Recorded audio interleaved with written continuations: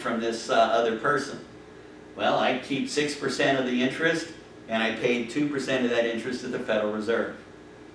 So, liquidity trap and opportunities are some reasons you might want to do this. So if I want to go ahead and, if I'm the Federal Reserve and I want the banks to be able to have more money so they can get more money to people, I'm going to lower the discount rate. Or if I want the banks to have less money because I want the people to have less money, I could raise the discount rate. All right, Federal Funds Reserve rate basically is a mathematical formula that this guy Taylor came up with, John Taylor, he's still alive at Stanford, called the Taylor rule. And there's actually a mathematic formula that you can figure out what that rate should be, the discount rate, so that the Federal Reserve knows what they should be charging banks. Now, we're not going to go into it anymore here. Just remember there is that Taylor rule there, and he did a lot of research to make this happen. So everybody believes this works, and it has been doing and working for a long time. So interest on reserves. Before 2008, the Federal Reserve didn't pay any. So there wasn't any reason for banks to take take more money and throw it into the Federal Reserve. However, after 2008, they started paying interest to the banks for money that was in the Federal Reserve.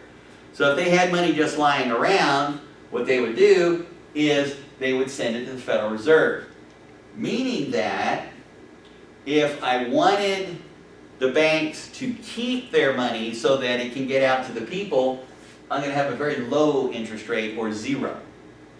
Now if I wanted the banks to not loan the money to the people, but basically loan it to me, I'm going to go ahead and raise that interest rate.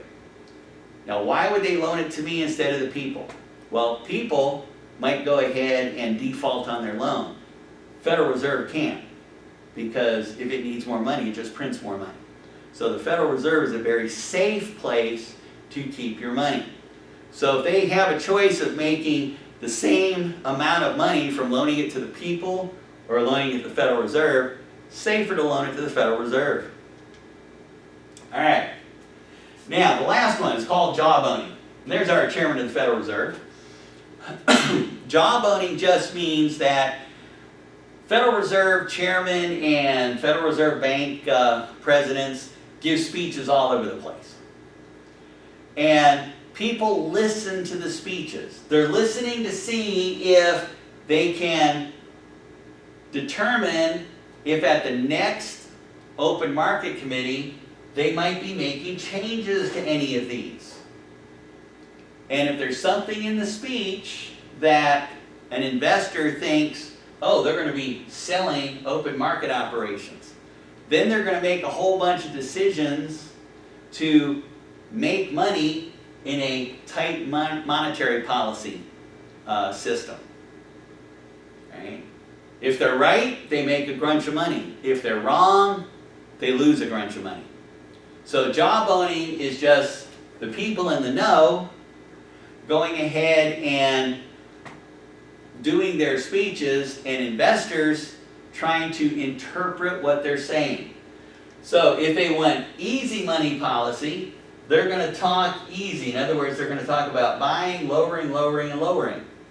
Or if they want tight money policy, they're going to talk selling, raising, raising, and raising. Now they may not, and they probably won't say that exactly, but they'll say it in some vague term that investors will try to interpret so that they can make money. So, here's what the sheet should look like. And that's it for this section. We got one more and we're done with monetary policy.